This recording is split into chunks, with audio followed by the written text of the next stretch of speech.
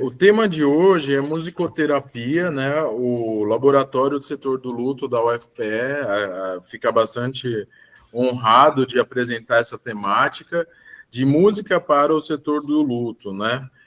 Então, a gente pensa que o laboratório é um espaço para abrigar essas pesquisas e temáticas voltadas para o setor do luto, né? Então, a gente começa a pensar por que uma empresa deve investir na música, né? Então, eu tenho aqui o nosso convidado, que é o Rogério. Eu quero que ele inicie falando qual que é a motivação, né? O Rogério, ele é professor de música há 25 anos, ele cursou a Universidade Federal e se formou pela Universidade Claretiano de Batatais, em São Paulo, com especialização pela Academia da Música, né, com ensino de cordas friccionadas. Ele atualmente é contrabaixista do cantor Almério e Martins, daqui de Pernambuco, e já tocou com vários famosos, né? Então, eu acho que a temática é muito conveniente. O meu convite foi porque a gente começou a pensar na música como uma companhia no momento da pandemia, né? Então, a pandemia, ela trouxe a importância das artes, né? E principalmente da música, porque a música pode trazer pelo menos no meu caso, né? Vou falar assim, esse afago, né? Trazer a casa cheia e alimentou aí a solidão que se viveu nesse momento de clausura que foi a pandemia. Então, bem-vindo, Roger. Muito obrigado, professor Fernando. Bom dia a todos. Bem-vindos à nossa apresentação sobre o uso da música no processo de luto. Mas, bem como o professor falou, eu tive realmente a consciência da importância, por mais que eu tenha essa experiência toda como docente, né? Eu só tive a comprovação da eficiência mesmo do uso da musicoterapia durante a pandemia mesmo, né? Quando eu tive um aumento assim muito significativo de pessoas que me procuravam, né? Que nunca tinham estudado música, principalmente adultos, né? Que me procuraram para estudar música, nunca tinham tido, por recomendação médica, inclusive, né? As pessoas que estavam em clausura, que estavam em processo de pós-perda, né? De luto, né? Então, assim, nesse processo aí é que eu tive realmente a comprovação de que a arte estava sendo usada não só como um background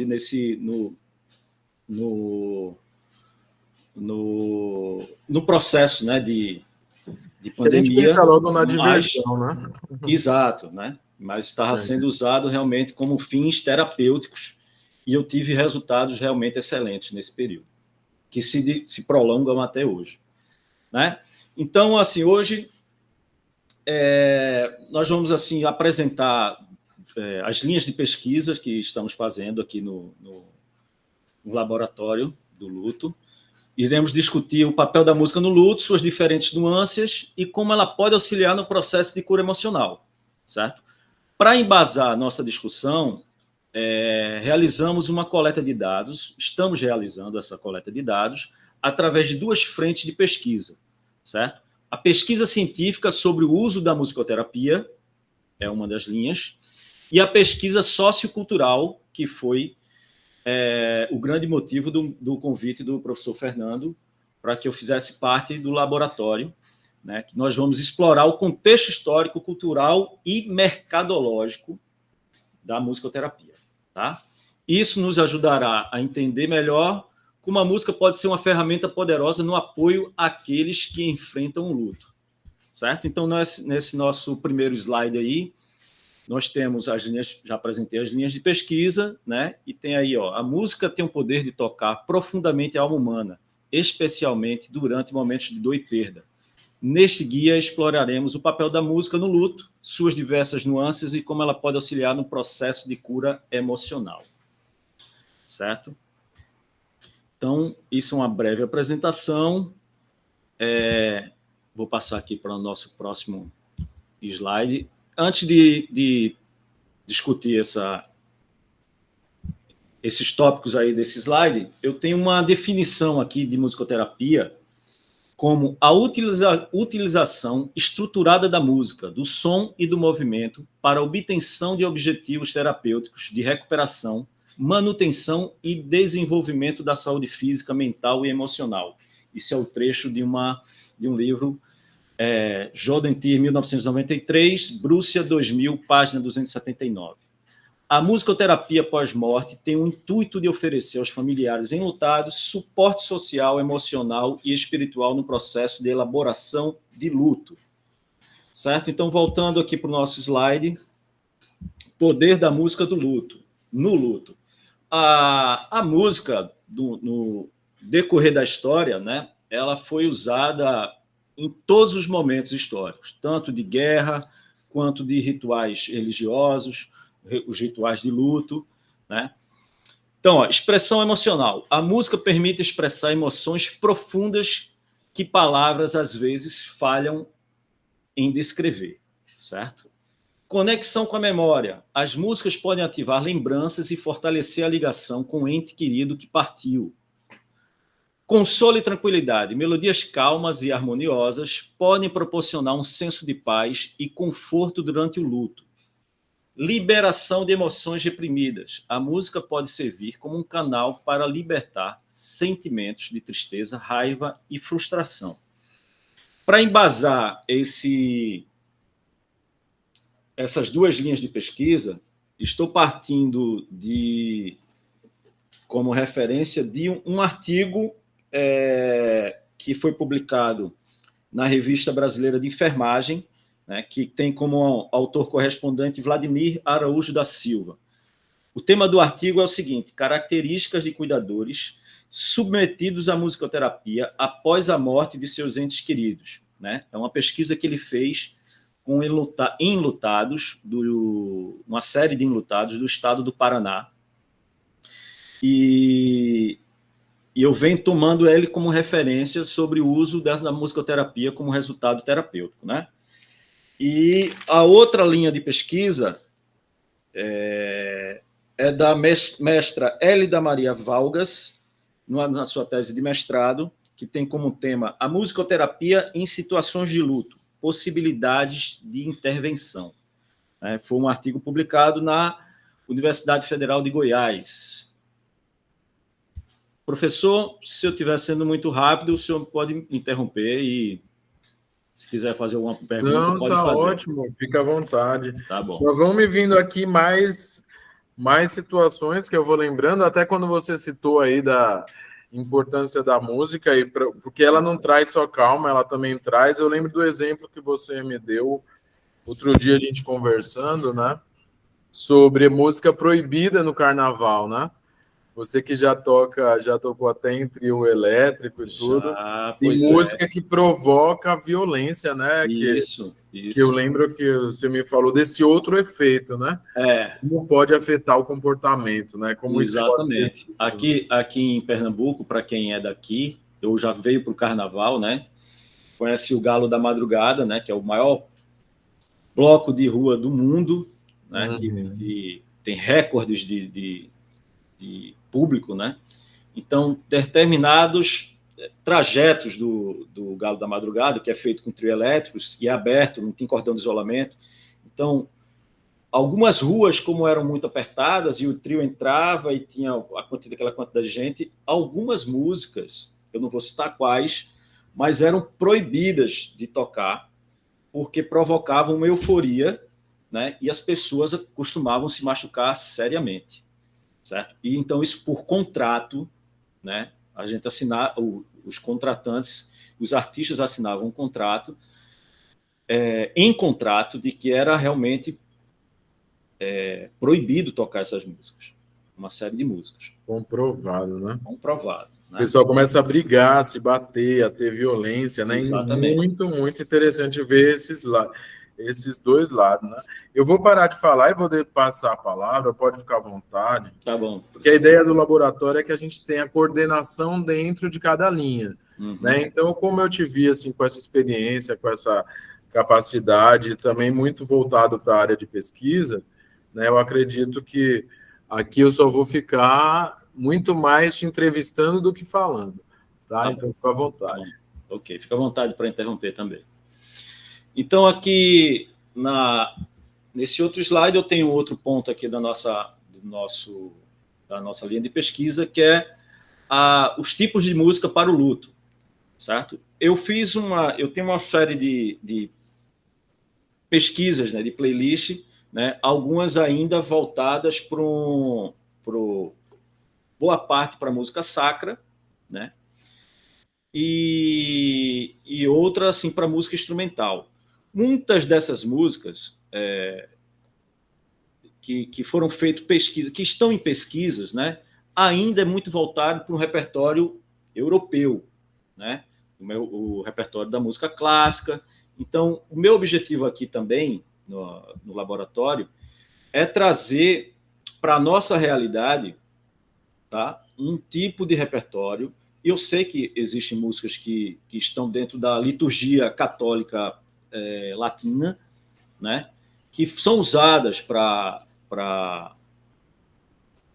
em missas, né, de sétimos dias. Então, é um repertório que é bastante usado, mas na música popular também existe isso, certo? Existem músicas que têm um embasamento terapêutico, né, de artistas da música popular brasileira mesmo. Eu vou citar algumas aqui ainda em inglês, mas assim estou partindo para uma linha de pesquisa, tentando regionalizar essa nossa pesquisa, que ainda está muito voltada para o repertório europeu, certo? Então, a música clássica, né, composições de Bach, Mozart, Chopin, entre outros, oferecem melodias melancólicas e harmonias complexas que evocam a introspecção e a reflexão. Lembrando que boa parte desses compositores, né, do classicismo, do barroco, né, eles eram contratados, né, eles tinham um serviço na corte ou para cunho religioso, né? Bach era padre, então Bach tinha que compor uma missa por semana, por isso que a obra de Bach é muito grande, né?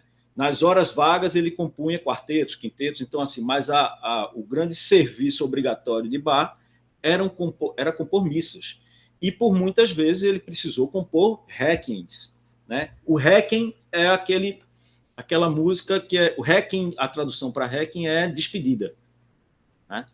Então eram músicas feitas para momentos fúnebres, tá?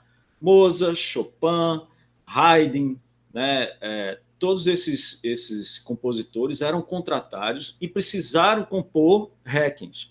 Muitos deles também compuseram os próprios requiems, né? Beethoven tem uma obra chamada Heroica, que é uma obra linda, né? Que foi uma obra feita por encomenda, não se sabe o certo para quem foi o cliente, né?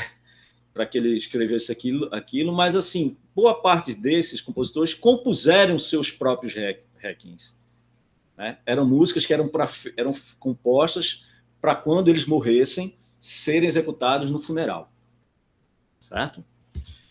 A música instrumental, músicas sem letras, como peça de piano, violino, violoncelo, permitem uma conexão emocional mais profunda e individual, né? A gente sabe que essas músicas que a gente encontra em playlists de meditação, né, são músicas instrumentais que não têm vocal, certo? Os requiems que esses compositores do barroco e do classicismo e do romantismo também compuseram eram músicas com coro, eram músicas pomposas, certo? Eram para cerimônias muito grandes. Entendeu? E a música vocal, cânticos religiosos, que eu falei, né? Que hinos e canções de despedida podem oferecer consolo e esperança, além de conectar o luto à crença espiritual. Nesse ponto aqui, é bom falar que para cada evento de luto, né, existe a gente precisa personalizar uma playlist, né? Ou um evento específico, por exemplo, na música popular, né? Eu estava conversando também com o professor Fernando, explicando que quando morre um bamba, que é aquela pessoa importante nas escolas de samba do Rio de Janeiro ou do Brasil todo, né? Essas pessoas que têm uma posição de destaque no samba, elas, no momento que elas fazem a passagem, que elas morrem, existe um samba. As escolas ou as agremiações fazem uma festa, né, em homenagem àquele bamba que morreu, certo? Então, assim, para cada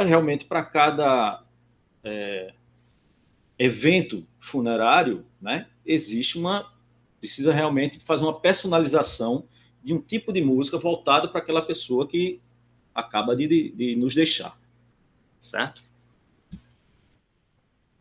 Vou seguir aqui. No final do slide, se der tempo, professor, eu queria mostrar só um videozinho rapidinho.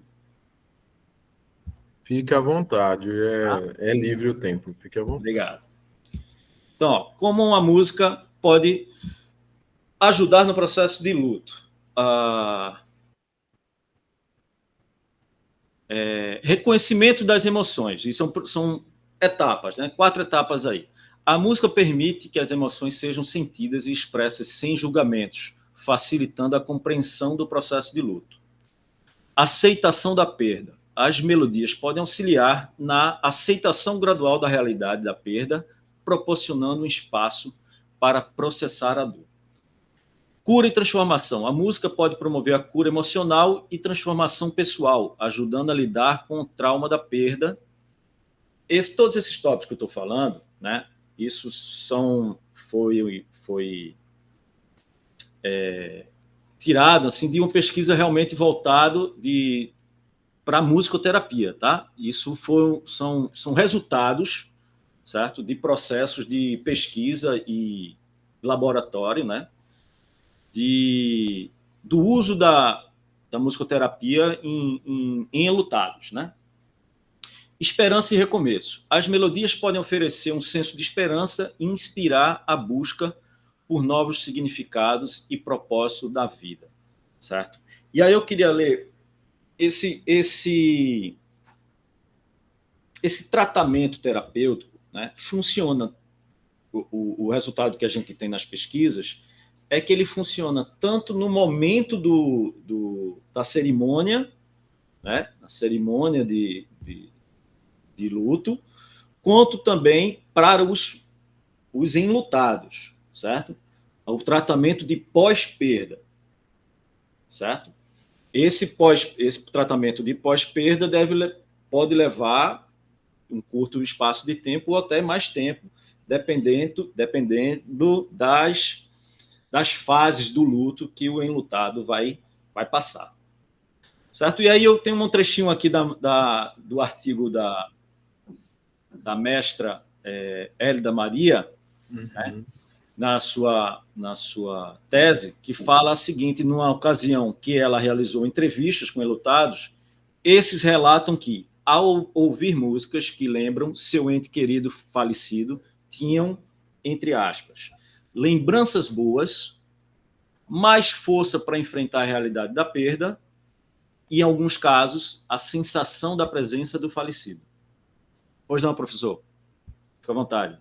Então, eu queria interromper, né, só para a gente ter claro, assim, que a gente não quer ignorar as pessoas que já fazem parte do setor do luto, né, os profissionais, considerando que a gente sabe que isso já existe, né? Então, já existe no cerimonial do sepultamento, do luto, da cremação, né? Já existe um aparato onde eles utilizam técnicas de som, imagem, tudo isso, né? Mas também queria aproveitar para te perguntar, né?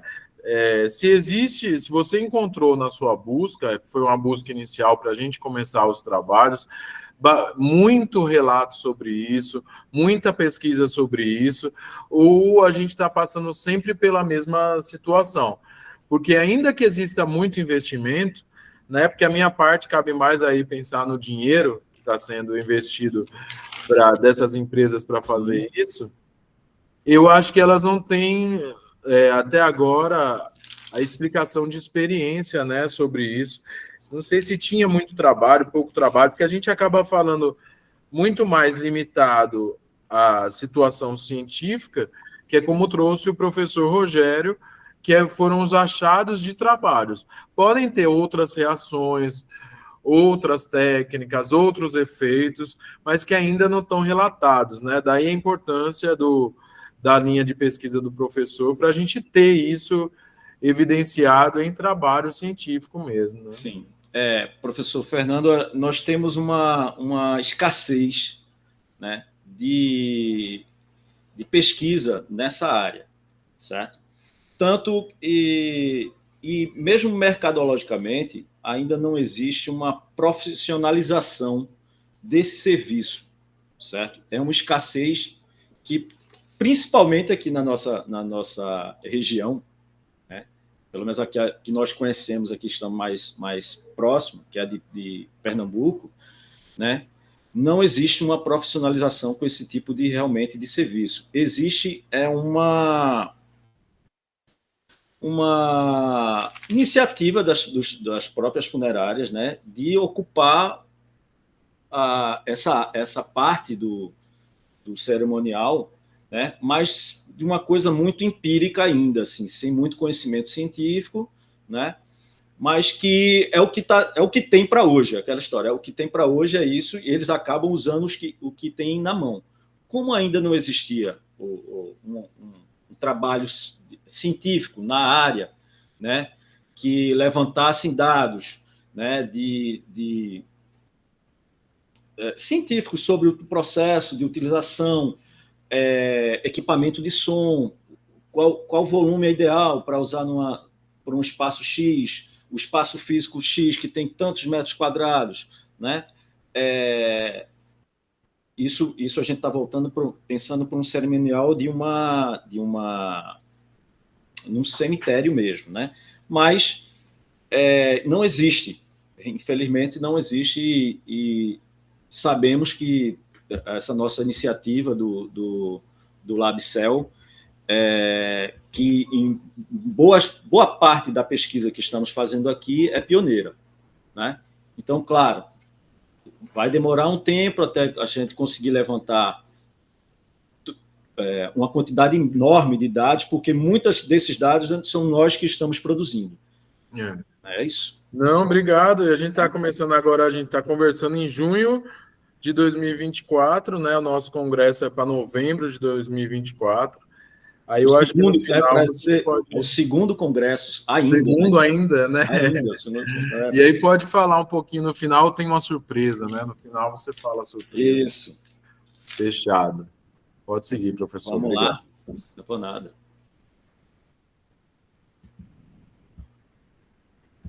Então vamos passando aqui para o nosso próximo. Deixa eu abrir aqui meu...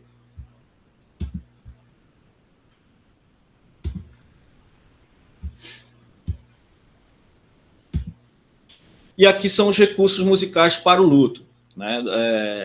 No levantamento que eu fiz, que ainda vou apresentar ainda no laboratório, são as plataformas de streaming, né? Spotify, Apple Music, Deezer, oferecem playlists e alguns específicos para o luto, com músicas que podem proporcionar conforto e apoio.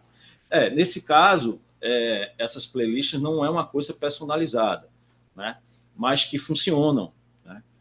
Aplicativos de meditação. Aplicativos com Calm e Headspace incluem músicas e meditações guiadas que podem auxiliar na gestão da ansiedade e do estresse durante o luto e no pós-perda também. Então, são aqueles formatos de música instrumental, né, que não tem vocal. São músicas feitas com instrumentação, geralmente são músicas muito lentas, né, que tem uma ambiência por trás das melodias, né, música de meditação, né, geralmente tem um som de cachoeira, tem um som de mar, tem um som, então realmente isso provoca uma sensação de calma para quem está ouvindo. Livrarias e lojas de música. É possível encontrar livros, álbuns e CDs com músicas especialmente selecionadas para o luto, oferecendo uma variedade de estilos e gêneros. Então, isso não é uma coisa nova no mercado. Tá? Mesmo antes das plataformas de streaming, né, já existia esse tipo de produto, mas no Brasil sempre foi muito escasso. Tá? Esse tipo de prática, tanto nos Estados Unidos, na Europa, né, isso eu estou tirando o Oriente da nossa conversa aqui, porque na realidade o Oriente tem outra forma de lidar, né, com o luto, que é muito diferente da nossa, certo? Então, assim, o Oriente tem outra, é um estudo à parte, né? Eu até anotei uma coisa bem legal aqui, ó, isso dentro da tese da doutora Hélida, né, falando assim: sabemos que o modo ocidental de conceber a morte se difere da visão oriental. Como aponta Kovacs, 2003, se no Ocidente a morte é vista como fim, ruptura, fracasso, interdita, oculta, vergonhosa, no Oriente ela é evolução, crescimento e transição para uma nova vida, certo? Então, mesmo aqui, né, assim, a música sempre teve presente nos rituais de luto no Oriente. Aqui a gente tá levantando dados, assim, tanto aqui quanto em religiões de matriz africana, né? Estamos levantando os dados de rituais, né? Tanto de nascimento quanto de passagem, tanto de luto, músicas que são usadas, como os indígenas usam, né? As religiões de matriz africana usam também, certo? Aqui para nossa região, nós sabemos que na zona da mata daqui de Pernambuco e no sertão, né, ainda no sertão de Pernambuco, ainda tem as coisas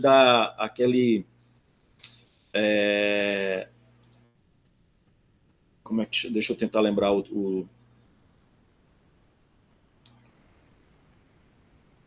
me fugiu agora a palavra, mas daqui a pouco eu lembro, né? Os cortejos, lembrei, dos cortejos religiosos, certo?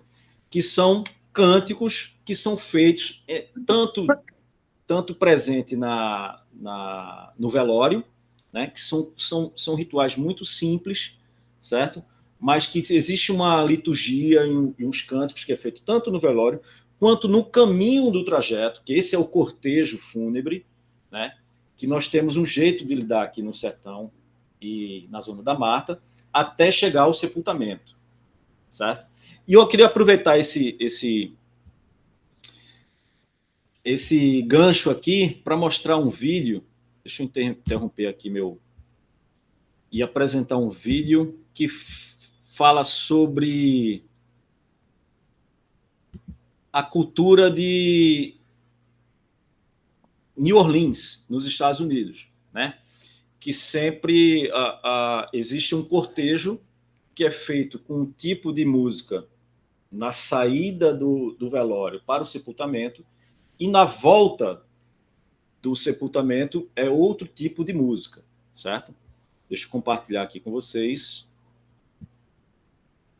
Muito interessante esse vídeo. E aí eu quero puxar esse gancho aqui, mostrar esse gancho e trazer também a pesquisa para a nossa realidade.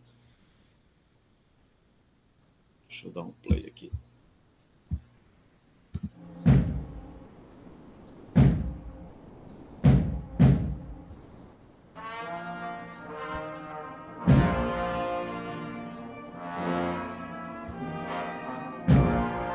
Isso é na ida do sepultamento, tá?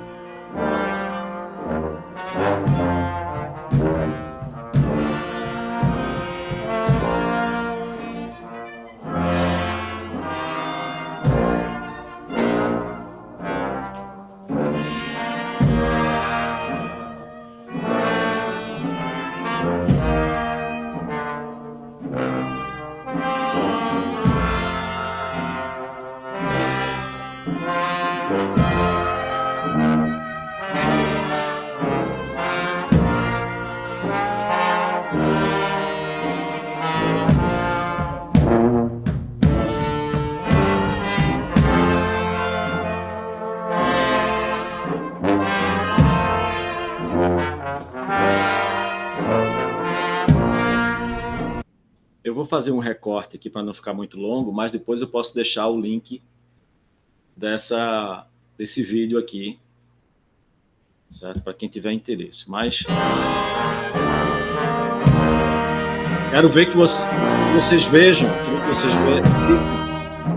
a transição de um tipo de música que é feito no cortejo e depois que é feito o sepultamento na volta do cortejo.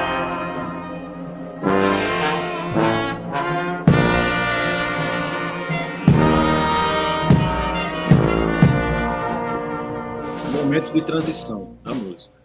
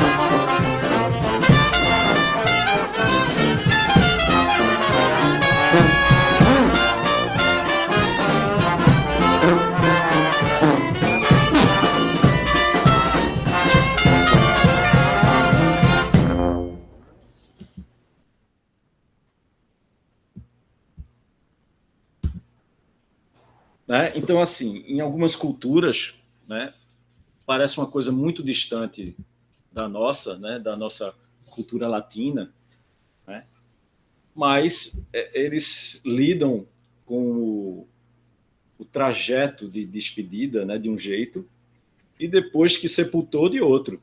Né? Eu queria só mostrar mais um trecho muito curto de um sepultamento. Existe um trompetista mundialmente famoso, chamado Wynton Marsalis, que ele é uma referência do jazz no mundo todo. E é de uma família de músicos, de músicos de sopro. Né? O irmão é clarinetista, o outro é trombonista. E no momento de sepultamento da mãe, certo? Eles perderam a mãe e no cortejo, tem um trecho do cortejo do sepultamento da mãe dele. Deixa eu apresentar aqui.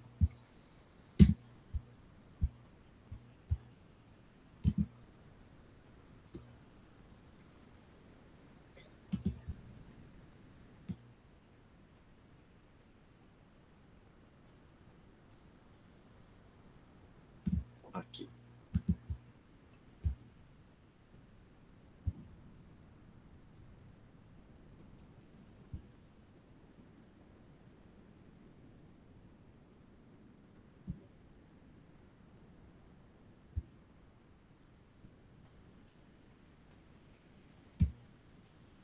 Deixa eu só que deu meu computador, deu uma travada aqui, mas deixa eu ver se vai abrir. Abriu.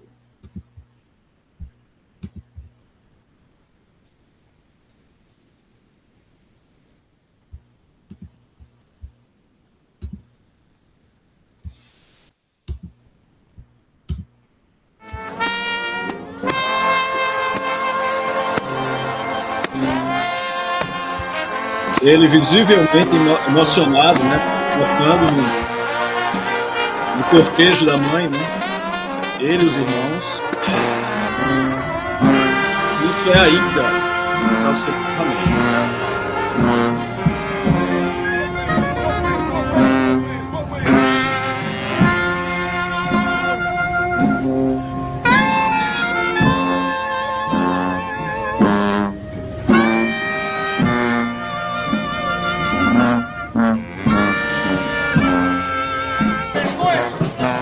Essa é a volta.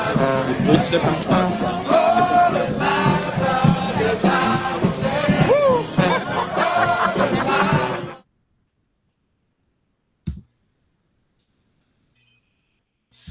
deixa eu voltar lá para o meu slide. Eu acho que a gente já está finalizando aqui nossa apresentação.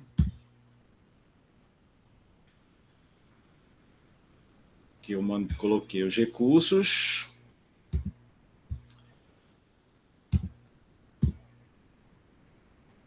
E aí eu fiz uma lista aqui, né, de música para diferentes estágios do luto, né?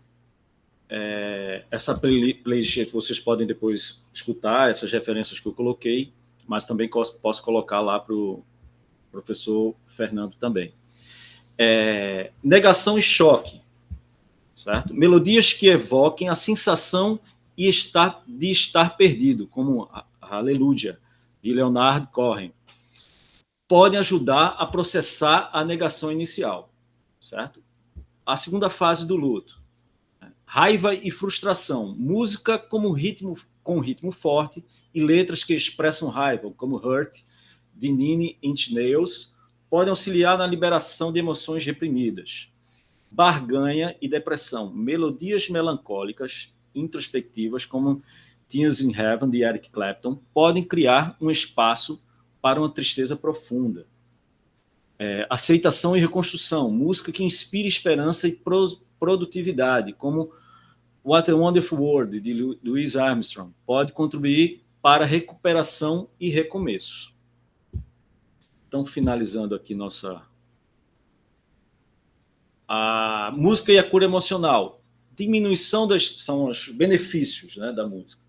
Diminuição da ansiedade, melhoras do humor, redução do estresse, aumento da autoestima, melhora do sono e fortalecimento da resiliência. E, por final, a conclusão aqui do nosso primeiro encontro. Conclusão. A importância da música no luto. A música é uma ferramenta poderosa para lidar com o luto, oferecendo um espaço para a expressão emocional, a conexão com a memória e a cura emocional. Através de suas melodias e letras, a música pode proporcionar consolo, esperança e um caminho para a transformação pessoal. Claro que assim, o grande desafio para o nosso centro de pesquisa aqui, nosso laboratório de pesquisa, né, é achar contextos culturais, né, fazer nosso embasamento dentro da nossa realidade, não só regional, certo? Nossa realidade latina, né, do jeito que a gente concebe e culturalmente e a aceitação do luto, da perda, certo? Professor, alguma... Perfeito. Eu fico muito instigado porque eu fui... A Cris, né? A Cris Bell sempre fala que a gente é picado aí, o Glebinho também, que me ajudou bastante no começo, disse que a gente fica picado por um bichinho aí do setor do luto e passa a gostar dos temas ligados a essa questão do luto. Então, eu quero te dar as boas-vindas em nome do laboratório, te considerando já que você faz parte conosco aí dessas pesquisas, né? Vou anunciar aqui, muito contente, que é o primeiro palestrante confirmado do nosso segundo congresso de novembro, o professor Rogério, e ele também vai dar a gente pode chamar de oficina, né? Isso. Que é mais técnica, mais específica, para quem tiver interesse em melhorar a sua técnica de musicoterapia, né? E os recursos para eu utilizar. Isso. Eu falei com o professor, ele falou, sim, tem muita questão específica com relação à acústica, né? Ou então, o que é mais ideal, o que não é, esclarecer algumas dúvidas. Então, isso. Como o professor tem vasta experiência e também trabalha na prática, né? Eu acho que vai ser bastante interessante a oficina. Então, é quase que um spoiler aí, porque a gente não lançou o congresso, mas já temos um confirmado. A outra coisa que eu queria falar, né, por hoje, aproveitar a discussão que a gente entrou no tema de maneira mais profunda, foi muito legal ver os vídeos, né, e pensar, assim, que é interdisciplinar demais a temática, né? Muito. Porque o efeito que a música pode provocar vai afetar a situação psicológica da pessoa, né? Você pode ver isso ligado a outros aspectos, né? E ainda tem a questão toda cultural que você tem que entender para, como você falou aí, de uma limitação de falar de países do Ocidente, países do Oriente, Exato. as influências desses países, o que a gente faz, o que não faz, né? E o que eu acho bacana é pensar como linha de pesquisa que eu posso falar com enlutados e também trazer na pesquisa pessoas não enlutadas, né? Porque Exato. pessoas que não estão no processo de perda, o que elas gostariam de escutar nesse momento de perda, né? Porque eu acho que a pessoa enlutada, ela está passando por um momento tão profundo de tristeza que talvez ela vá responder que não quer ouvir nada. Né? Mas a gente, através de pesquisa, eu acho que conseguiria evidenciar. Até, professor Fernando, se você me permite, né? O tipo de intervenção que pode ser feita, inclusive, para o pré-luto, né? Para a pessoa que já sabe que vai perder um ente querido, né? E que já pode se beneficiar desse tipo de terapia. Sim. Né? Porque a gente, claro, tem vários casos que nós conhecemos de pessoas que já sabem. Cuidado paliativo, paliativo que estão em cuidado. Então, ver como é interdisciplinar pode contribuir muito a sua linha, né? É tão interdisciplinar que eu estou tendo um espaço para fazer esse tipo de pesquisa num laboratório que é fora do departamento de música. Né? Então, a gente está dentro de Ciências Sociais Aplicadas, né, o CCSA, e minha área era financeira. Você falando, eu vou até trazer um pouco para a minha área, que eu acho super interessante esse tipo de fenômeno, porque é analisar como pesquisador, conseguir entender como esse fenômeno acontece. Então, se a gente for falar, como você trouxe, da história da música, né, então a história da música foi a criação de música para o momento fúnebre, né? E a gente pensar em quem financiava esses momentos. A igreja, né? Então, se a gente falar do poder, do dinheiro que a igreja sempre teve, né, da ocupação desses lugares, quem financiava é um fenômeno que ele não desaparece também por falta de financiamento. O próprio Francisco Goya, se a gente pensar na pintura também, quem financiou as maiores obras de pintura foi a própria igreja. Então, as artes foram financiadas, mas é um fenômeno que ele não descontinua por causa da falta de financiamento. Né? Hoje a gente vê que isso acontece, né? E eu não sei aí se a gente vai falar se isso acontece de maneira inclusiva ou não, né? Porque a música ela é muito inclusiva. A pessoa não precisa de dinheiro, né, para participar do funeral, para participar de um momento desse, mas é também pensar que a morte digna ela está ligada a esse tipo de ritual que traga esse tipo de recurso, de elemento, né? E aí a gente tem sempre que pensar que o que está fazendo a universidade tem que estar alinhado com as ODS, né, Objetivo de Desenvolvimento Sustentável, né? E você já trouxe aplicativos que podem trazer essa inclusão. Isso. A gente não pode deixar de fazer referência aí tanto ao momento pós-Covid como ao Rio Grande do Sul, né? Que isso seria uma ferramenta de apoio, uma inovação, pensar na musicoterapia para essas questões, né? E toda a iniciativa ela é muito bem-vinda.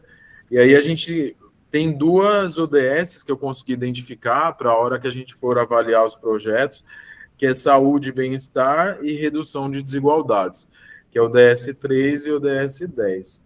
Mas a questão de quem financia, para mim, fica sendo também uma questão muito instigadora, porque se quem financiava era a igreja, fica a nossa provocação agora, né, para as empresas que estão no setor pensarem também em financiar para que o usuário seja escutado, né? Isso. Porque eu não sei da sua opinião, é até a minha última pergunta, porque eu sou muito curioso, mas eu acho que se a gente for para o interior do Pernambuco, né, ou então para o interior de São Paulo, ou para as cidades do interior, porque a costa do Brasil a gente vai estar numa bolha onde tem as capitais, né? Mas aí a gente vai ter os gostos muito diferentes, né? Embora a gente tenha uma cultura católica muito forte, né? Escutar a pessoa, né? Escutar o usuário, saber o que ele quer ouvir, ou então qual que é a identidade local, que eu acho que a gente também está falando de identidade local, né? Não sei se a gente consegue perceber o que você trouxe com o vídeo foi isso, né? Na própria pesquisa lá que foi feita no Paraná, né? Isso foi uma problemática na pesquisa, certo? Porque era um nicho de pessoas que eram religiosas, né? Católicas, na sua grande maioria. Então, a música sacra foi a música que realmente fez mais efeito nessas pessoas. Então, isso para uma pesquisa é problemático, porque nichou uma certa cultura e é fácil chegar nesse resultado, de que são pessoas que frequentam a igreja, né? É que é claro que vai num momento desse de perda, de tristeza, vai preferir a música clássica, ou desculpa, a música sacra, né? Como elemento terapêutico. Então, isso foi uma problemática na pesquisa dele. Então, realmente, isso que você falou, o Brasil é muito grande, né?